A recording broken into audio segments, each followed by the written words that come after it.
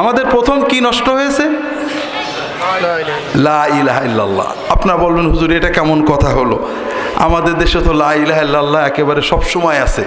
সবচেয়ে বেশি বলা হয় মানুষ মারা গেলে লাশ তোলার সময় আর ফকিরের ভিক্ষার সময়, ঠিক না? তারপর আছে তো নাকি, তা নষ্ট হবে কেন? লা ইলাহা ইল্লাল্লাহ কেন কিভাবে নষ্ট হলো এটা জানতে গেলে আমাদের একটু ব্যাকে যেতে হবে। লা ইলাহা ইল্লাল্লাহ মানে কি? আল্লাহ ছাড়া কোনো ইলাহ নেই। ইলাহ মানে মাবুদ নেই। মাবুদ মানে যার ইবাদত করা হয়, আর ইবাদত মানে গায়াতুত তাযাল্লুল, চূড়ান্ত ভক্তি, চূড়ান্ত বিনয়, চূড়ান্ত অধীনতা। তাহলে চূড়ান্ত ভক্তি করার জন্য, চূড়ান্ত অধীনতা প্রকাশের জন্য আল্লাহ ছাড়া আর কেউ নেই। আরবের যারা কাফের ছিল, আবু জাহাল, আবু লাহাব, উতবা, সাইবা, তারা কি লা ইলাহা ইল্লাল্লাহ মানত? মানত না। তারা আল্লাহ এক মানত? তারা আল্লাহ ছাড়া কোনো সৃষ্টিকর্তা রব্বুল আলামিন নেই তাকে মানত? আমি আপনাদের দেশে ওয়াজ করতে ভয় পাই, কারণ আলেম ওলামার দেশ, ঘরে ঘরে আলেম, বড় বড় আলেম। তারপরেও ভয় সহ বলছি যে আরবের কাফেররা সব মানত, লা ইলাহা ইল্লাল্লাহ মানত না, কিন্তু আল্লাহ এক মানত। আল্লাহ ছাড়া কোনো রব নেই মানত। আল্লাহ ছাড়া কোনো সৃষ্টিকর্তা নেই বিশ্বাস করত। অর্থাৎ তারা বিশ্বাস করত লা রব্বা ইল্লাল্লাহ, লা খালেকা ইল্লাল্লাহ, লা মালেকা ইল্লাল্লাহ, লা কাদেরা ইল্লাল্লাহ।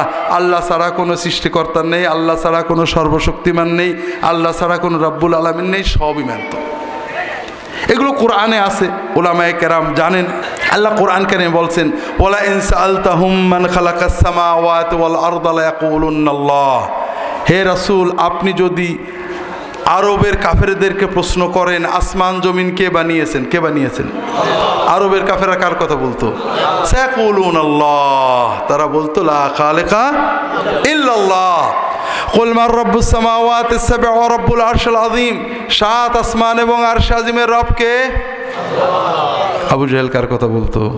আবু জাহেল বলতো লা রাব্বা ইল্লাল্লাহ। কুল মান বিয়াদিহি মালাকুতু কুল্লি শাইইন ওয়া ইয়াজিরু ওয়া লা ইয়াজারু আলাইহি। সকল ক্ষমতা, মালিকানা, সার্বভৌমত্ব কার হাতে? আল্লাহ। সর্বশক্তিমান কে? আল্লাহ। আবু জাহেল কার কথা বলতো? আবু জাহেল বলতো সায়াকুলুনা লিল্লাহ। আল্লাহ কোরআনেই বলে দিয়েছে। এরকম অনেক আছে। আবু জাহেল আল্লাহকে মাবুদ মানত, লা ইলাহা ইল্লাল্লাহ মানে আল্লাহ ছাড়া কোনো মাবুদ নেই। আবু জাহেল বলতো আল্লাহু ইলাহুনা, আল্লাহ আমাদের মাবুদ। আবু জাহেল যে আল্লাহর ইবাদত করতো জানেন না? আবু জাহেল আল্লাহর ইবাদত করতো। আবু জাহেল আল্লাহর জন্য হজ করতো। আবু জাহেল আল হাজ আবু জাহাল ছিল। সত্য কথা। আমরা একবার হজ করে সব এখন আল হাজ। আর সে বেচারা হজ করেছে, হাজিদের পানি খাওয়াইছে, হাজিদের খেদমত করেছে, কাবাঘর দেখাশোনা করেছে, ঝাড় দিয়েছে, গেলাপ পাল্টাইছে, এবং কাবাঘরের আল্লাহর কাছে কান্ত আল্লাহুম্মা আল্লাহুম্মা ইন কানা হাযা ওয়ালাক্কা। আমরা আল্লাহকে যেমন আল্লাহুম্মা বলে ডাকি, আবু জাহেলও ঠিক আল্লাহুম্মা করে করে আল্লাহর কাছে দোয়া করত। কথা বুঝতে পারেননি? তাহলে আবু জাহেল আল্লাহকে একমাত্র সৃষ্টিকর্তা, খালেক, মালেক, রাব্বুল আলামিন, সর্বশক্তিমান বিশ্বাস করত, আল্লাহকে মাবুদ মানত, আল্লাহর ইবাদত করত। কিন্তু আল্লাহ ছাড়া কোনো মাবুদ নেই এটা মানত না। ইযা কিলা লাহুম লা ইলাহা ইল্লাল্লাহু ইস্তাকবিরুন। যখন তাদের বলা হয় লা ইলাহা ইল্লাল্লাহ মানে না, যখন বলা হয় লা রাব্বা ইল্লাল্লাহ মানে, লা খালেকা ইল্লাল্লাহ মানে, লা রাযিকা ইল্লাল্লাহ মানে, লা কাদেরা ইল্লাল্লাহ মানে, কিন্তু লা ইলাহা ইল্লাল্লাহ মানে না। এখন প্রশ্ন হলো, সব মানলো, আল্লাহর ইবাদত করলো, কিন্তু লা ইলাহা ইল্লাল্লাহ মানলো না কেন? এটা প্রশ্ন না? এই প্রশ্নের উত্তরকে আমি দেব না আপনারাই দেবেন? আমি দেব। আচ্ছা দিলাম। এই প্রশ্নের উত্তর সহজ। আমি জানি না আপনাদের দেশে আছে কিনা। আমি আমাদের এলাকায় একটা গান শুনছিলাম, বাবা শাহজালাল অলি তুমি দয়াল বাবা, দয়া করো বাবা। এরকম কোনো গান শুনেছেন আপনারা? আমাদের বাংলাদেশে লক্ষ লক্ষ মুসলমান গান গান, বাবা শাহজালাল অলি, শাহপরান অলি, শাহ মাকদুম অলি, দয়াল বাবা অলি, গৌসে আজম অলি, খাজা বাবা অলি, আব্বা হুজুর অলি, দাদা হুজুর অলি, পীর বাবা অলি, দয়াল মা অলি, কলবে এসো বাবা, নজর দাও বাবা, দয়া করো বাবা, এরকম গান আছে না নেই? আছে। এই যারা এই গানগুলো গান, তাদের কাছে যদি আপনি যে জিজ্ঞাসা করেন আমাদের সৃষ্টিকর্তাকে, কি বলবে? আমাদের রবকে, কি বলবে? সর্বশক্তিমানকে, কি বলবে? আল্লাহর ইবাদত করতে হয়, মানবে না? কিন্তু যদি আপনি বলেন আল্লাহ ছাড়া কারো ডাকা যাবে না, কারোর কাছে দয়া চাওয়া যাবে না, মানবে নাকি? এই এক জায়গায় মতভেদ। আপনি শতভাগ আবু জাহাল চিনে ফেলেছেন, একদম অবিকল। আপনি যদি এই বেচারাকে বলেন যে খাজা শাহপরান অলি, শাহজালাল অলি, শাহ মকদুম অলি, দয়াল বাবা অলি, আব্বা হুজুর অলি, খাজা বাবা অলি, সবাইকে ভালোবাসো, তাদের জন্য দোয়া করো, তাদেরকে শ্রদ্ধা করো, কিন্তু চাওয়াটা হতে হবে কেবল আল্লাহর কাছে, মানবে? যদি আপনি বলেন যে দেখো খাজা বাবা অলি, দয়াল বাবা অলি, শাহজালাল অলি সবাই দয়াল, কিন্তু আল্লাহও তো দয়াল, আল্লাহ দয়াল না? কোরআনের প্রথম কথা কি? বিসমিল্লাহির রহমানির রহিম, মানে সবচেয়ে বড় মহা মহা মহা মহা দয়ালুকে। এখন যদি আপনি বলেন যে ঠিক আছে সবাই দয়ালু, দয়া বেশি কার? তা তুমি একটু বড় দয়ালুকে ডাকো, কি রাজি হবে? হবে না। আপনি আবু জাহাল শতভাগ চিনে ফেলেছেন। আবু জাহাল সব করতো, আল্লাহ মানতো, আল্লাহ একমাত্র সৃষ্টিকর্তা, খালেক মালেক রাব্বুল আলামিন মানতো, সব মানত, আল্লাহর ইবাদত করত। তবে আবু জাহালের একটা বিশ্বাস ছিল, সেটা হলো আল্লাহ অনেক বড়, রাজাদিরাজ, মালিকুল মুলুক, আল্লাহর হজ করতে হবে, ওমরা করতে হবে, আল্লাহর যেটা আল্লাহ দিতে হবে। কিন্তু আল্লাহর নেক নজর পাওয়ার জন্য, আল্লাহর রহমত বরকত পাওয়ার জন্য, ছেলের অসুখ, মেয়ের অসুখ, ফসলে বরকত নেই, ব্যবসা বাণিজ্য ভালো যাচ্ছে না, অনেক গুনাহ করেছি, আল্লাহর কাছে মাপ নিয়ে নিতে হবে, আল্লাহ ডাইরেক্ট ডাকলে শুনবে না।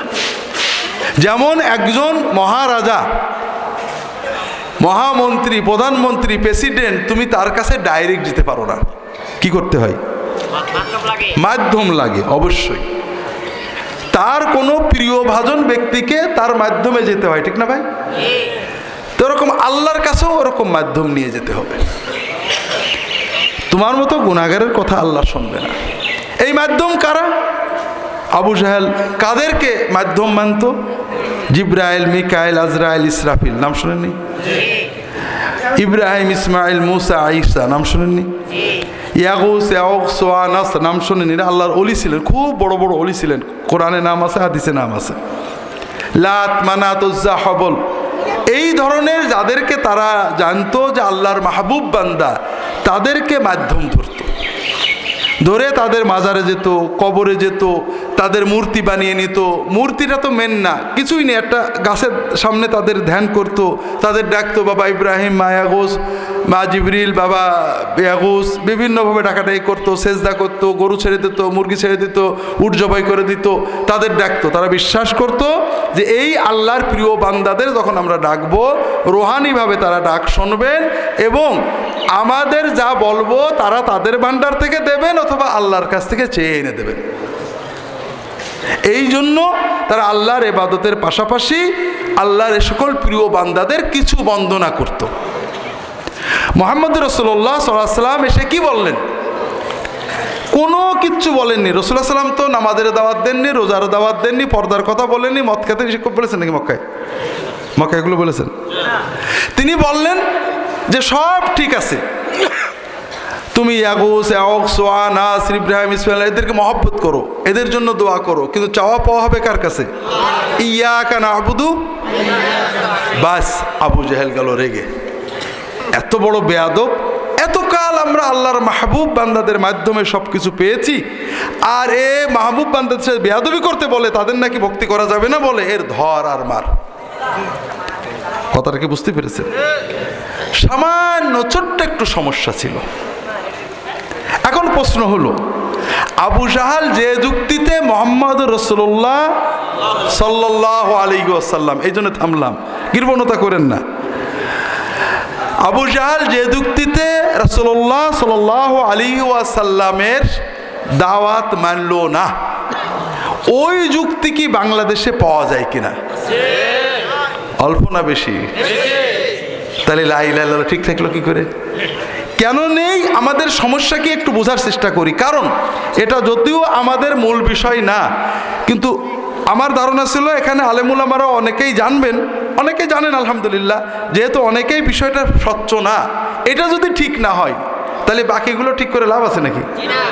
এটা একটু বোঝার চেষ্টা করি। অনেক সময় ভালো নিয়েতে খারাপ হয়ে যায়, একটু বোঝেন। আমরা অনেক সময় বলি বড় রাজা মন্ত্রীর কাছে ডাইরেক্ট যাওয়া যায় না, কি করে যেতে হয়? মাধ্যম লাগে। আল্লাহর কাছেও তো মাধ্যম লাগবে। কেন? আল্লাহ কি ডিসির সেও ছোট? ডিসির কাছে গেলেও তার পিএস এর পারমিশন নিতে হয়, একটা লোক নিতে হয়। আল্লাহ কি ডিসির সেও ছোট নাকি? তাহলে আল্লাহর কাছে আমরা কি করে ডাইরেক্ট যাবো? একটু বোঝেন ভালো করে।